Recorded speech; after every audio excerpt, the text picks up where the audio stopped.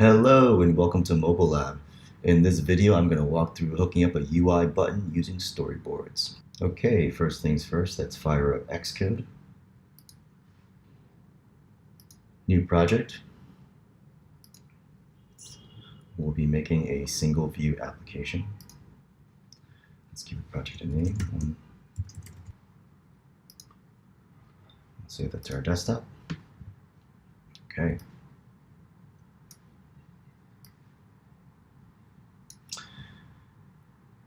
When you first come into Xcode, there's a few things already open.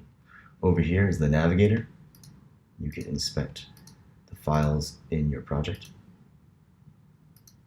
The center area is the editor pane, where you'll probably be doing most of your coding and using storyboards. And then over here is the utilities pane, where you can set properties to specific things within the code and storyboards. All right, let's begin by adding a UI button to our storyboard. Come over here to the navigator pane. We'll select Main Storyboard.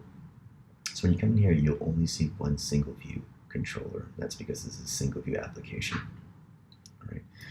And over here is the scene graph. And this will allow you to select the different elements within this specific view controller. So what we're going to do here is start by adding a button to this view controller. Over here in the utilities pane, if you go to the bottom here, make sure this icon is selected. There are different UI elements that we can add to this view controller. So the search for button. Now you can drag that in here and let's put the button in the center there. Okay. Now that we have a button on the view controller, we can actually come in here and style the button. So let's actually have it say something else. All right. Let's make the button a little bigger. And we can actually let's change the background color of this button. Okay. And let's change the text color so we can read better. Okay. So there you have it, a button on a view controller. Now the button doesn't really do anything quite yet, so we can actually run this application and see what's going on.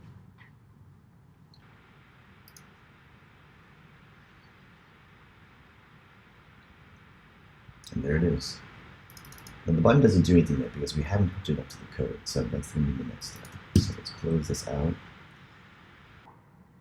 So now what we're going to want to do is wire the button up to the application code. So over here, if you click over here, this is the application showed for the view controller. Now what we want to do is be able to, when clicking the button, fire some events that happen in the code over here. So to do that, you need to first get Xcode to show both the storyboard and the view controller side by side. So you can do that by clicking here.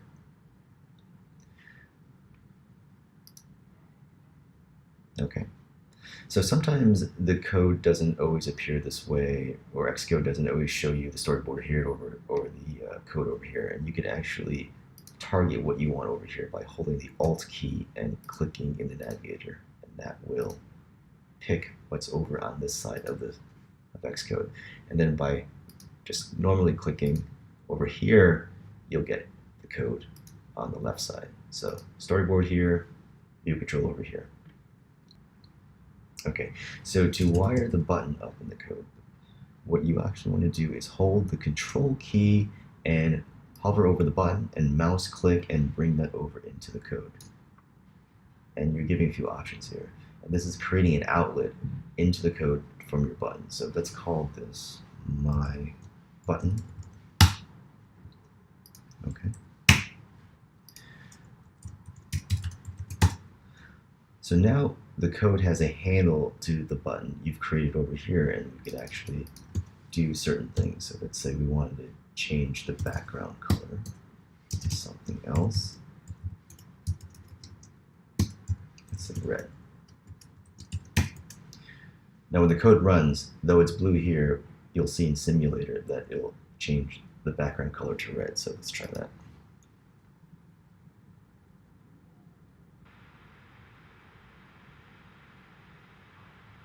Okay, so the button is red.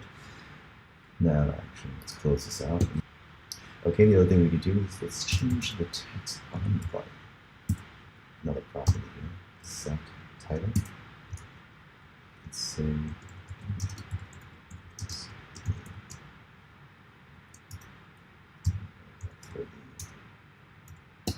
Control C. Let's run this again.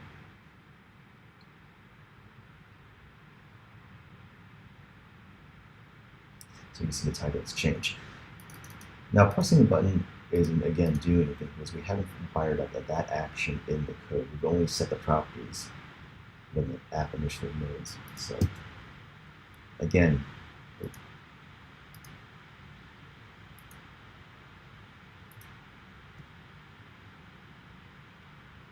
let's come over here and do a control click and bring that over here.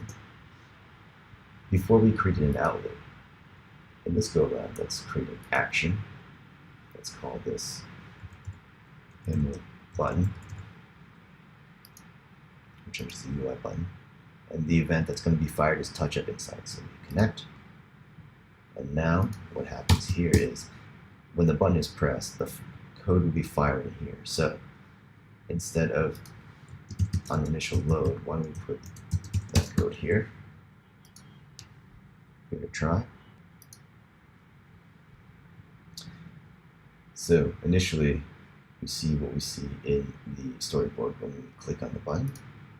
It changes to red and it changes the title to Don't Press Me. Last thing I want to show you is something you'll definitely encounter while building applications. So let's close this simulator out. And let's say you're working in the code and you no longer want to have this action fired on the button press. Now that gets deleted here. That's what happens when we run the code again. Button gets displayed as usual, and then when you click on the button, we get all this crazy nonsense over here. Now what had happened was that the action no longer exists, so the button is looking for the action, but you've deleted the action. So how do we fix that? So let's come back in the storyboard. So we can right click here, look for the handle button, that is the code we deleted. We remove that. Let's run simulator again.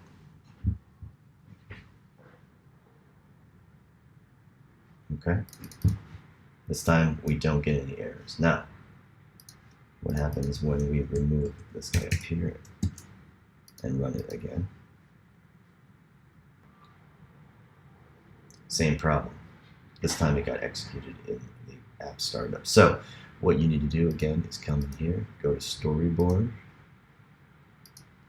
right click on the button, and then also remove that outlet. So now the button no longer references anything in the code. Now if we want to bring back that code, let's say we just Control Z. If you look over here, these circles are empty. So what we actually do is wire the button back up to the code, like so. It also works this way. And now we've restored our functionality back to the button. Now if we right click on the button again, we can see that these functions and outlets are hooked up. So just be very careful when doing this, and if you get all this crazy debug, you'll know what's up. I think that'll do it for this video. Until next time.